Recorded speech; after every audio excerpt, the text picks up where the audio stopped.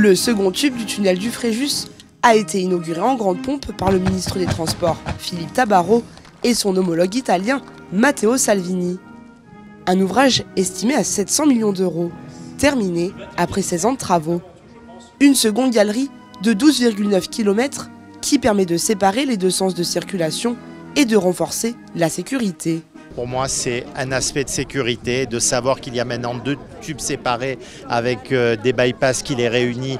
Et je peux vous le dire, à travers ce que j'ai pu voir ce matin avec les pompiers, tout ce qui est fait en matière de sécurité pour le ministre des Transports que je suis et qui place la sécurité au plus haut des préoccupations, de savoir que maintenant ces deux tubes existent. Je pense que c'est une avancée considérable à ce niveau-là, comme au niveau environnemental et au niveau de la fluidité des mobilités entre ces deux pays et ces deux vallées.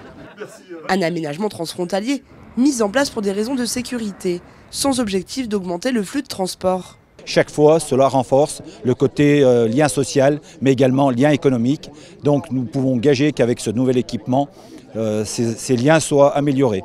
Par contre, un sujet sur lequel nous serons vigilants, nous élus de cette vallée, c'est que cette amélioration ne doit pas être l'excuse pour augmenter le trafic routier.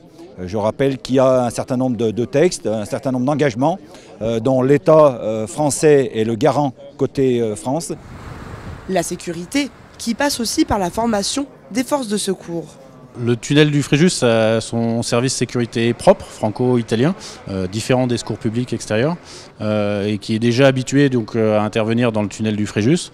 Et effectivement, l'ouverture du deuxième tube va modifier un petit peu nos modes opératoires et notre façon d'intervenir, mais qui va rester globalement plus simple en termes d'intervention et de sécurité à l'intérieur du tunnel. Le centre de formation et son simulateur incendie est constitué donc de deux parties. Une partie labyrinthe où on met un petit peu le stagiaire en difficulté sur un parcours constitué de poteaux et de grilles qui est totalement modulable. Et puis une partie simulateur incendie, donc c'est dans la pièce dans laquelle nous sommes ici, qui représente une représentation du tunnel, une portion du tunnel, avec différents feux, différents points feu. Un soulagement pour la SFTRF de présenter cet outil qui répond aux normes européennes les plus strictes, avec des équipements de pointe. Nous avons 9 passages intertubes qu'on appelle des bypass carrossables qui peuvent être empruntés par les véhicules de pompiers si besoin dans des conditions opérationnelles qui le mériteraient.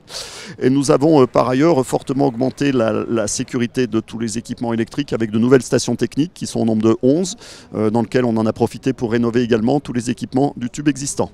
Et enfin, nous avons donc 2 nouvelles centrales de ventilation qui vont donc extraire les fumées à 4 km et à 8 km de l'entrée du tunnel dans le tube 2, comme c'est le cas dans le tube 1.